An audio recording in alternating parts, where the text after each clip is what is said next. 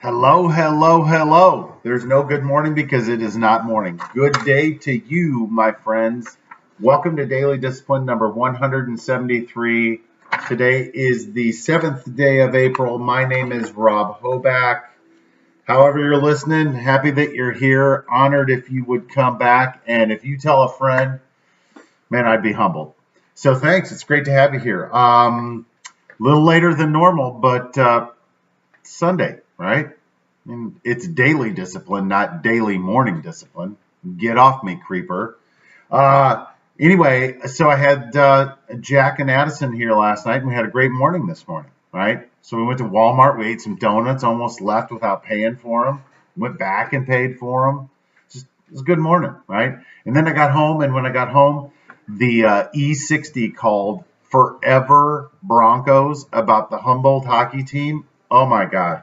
Whew. Can't wait to tell you about that. So, but before we get to all that, first things first, I continue to be the realist, and I am also thankful, right?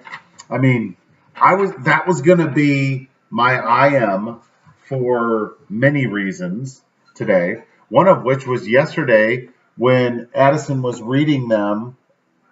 She's fascinated by this process. She doesn't understand it. So the fact that she's asking questions, I love that, right? Like she's going to learn. This is how Dad deals with his head trash.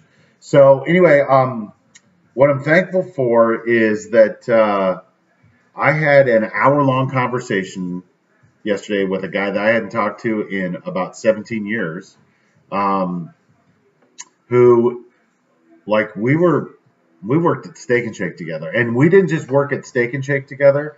Like this dude, like he's a CFO of a big company now. He's like a big deal.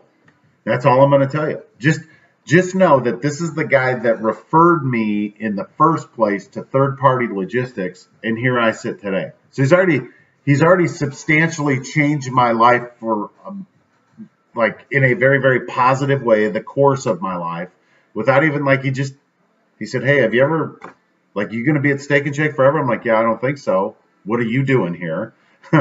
And anyway, he's like, "You might want to check this out." And just reflecting on my life since that interaction or those interactions, and like I met him, I think in like 98, 99, and we were at this. Like I can't remember my boss telling me like, hey, they're sending you this thing because they want to put all you high talented people in a room and just give you a couple problems and see what happens. And so anyway, it's literally the same shit that happens today, by the way, right? Like you get stuck in these stupid meetings where they're like, all right, let's see what they come up with. Let's throw them in there and throw them a problem. And so I'm sitting there and I'm like, well, we can say whatever we want to, but it's number one, it's about selection. It's about choosing and the problem was, how do we reduce turnover? And I was able to articulate a solid strategy of how to do a better job. And then nobody else could present it. So they had me present it. I remember getting up there.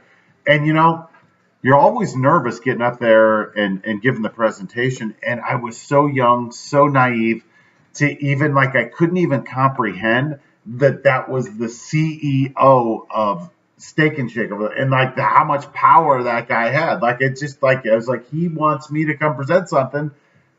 Let's dance. Right.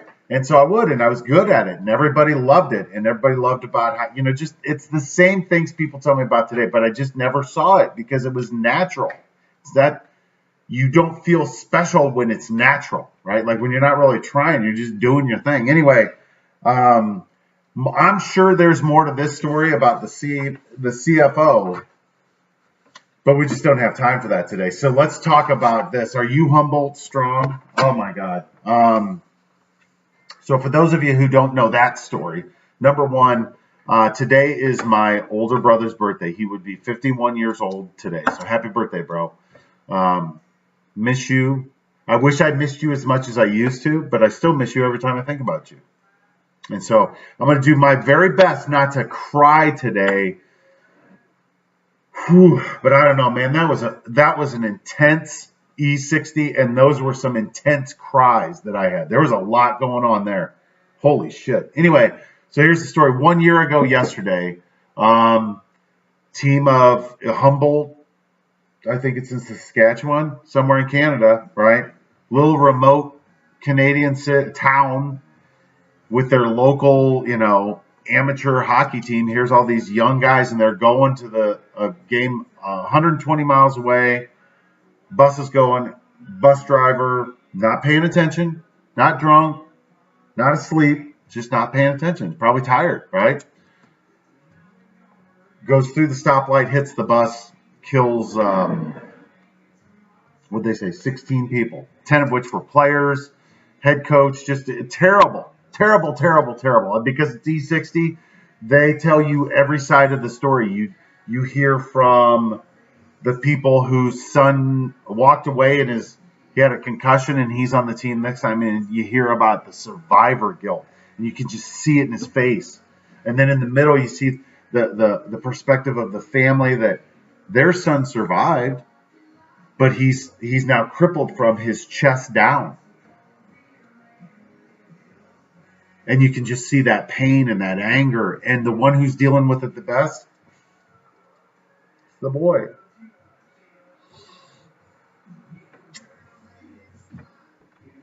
And then you meet the family that lost.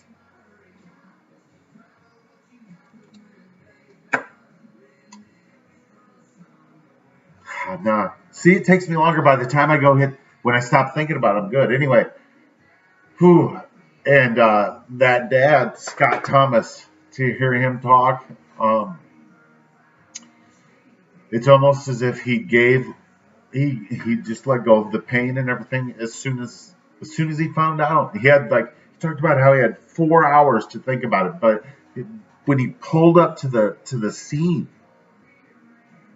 and you just know something horrible has happened. And, man. And then to hear him talk afterwards about the power of people from all over the world sending their love and, kind of the things that we talk about, or that I talk about, how we are a big community, and that when we want to focus on other people and help pick them up, we can, and it works. And the bigger the group of people that know about it, the greater the good. And I think just part of the reason I'm so emotional today is that it just kind of came full circle. Yesterday I heard from Nuke. Hadn't heard from Nuke in like 10 days, and I'm like, this is not normal, to the point that I picked up the phone, called, and nothing. And then like 2 days later, I'm like, what's up, right? And so then I just get on with my life, and then I get a phone or a text from him saying, hey, I've been out of town. So, I was lamenting this week. You could see, go back a couple days, you could see how I was hurting. I missed him. I missed my Aunt Barb. I knew it, right? Like I knew it, but I didn't know how to articulate that I felt. I could feel that you guys weren't here. And then when I'm talking to the CFO yesterday, like I would think of him from time to time, right? Like, God, I wonder what he's doing now. There's so many things I learned from him that he didn't even know. And then when I'm talking to you, he's like, Rob, I can't tell you how many times I thought to myself, I need to reach out to Robbins. And I'm thinking, why would you want to know about me? Right? Like, literally, right? Like with your life, why are you worried about me? But it's not my job that's not my job to worry about why he wants to know. I feel like it's my responsibility to identify, like, look, probably, I can't prove it, but probably the times he was thinking about me was the times I was thinking about him. And there's a connection there that we can't explain. And then you watch this film or this video on this guy who just lost his kid and said, hey, look, hopefully you leave here with a little bit of my son. He just talks about trying to make the world a better place. Because that's what his boy would do. He can't do it anymore. Which leads me back to, why I'm thankful. Holy cow, right? Like, I got 3 amazing kids. I got this amazing life where I just do, right? I'm so thankful. I really am. I'll still complain, but I'm thankful.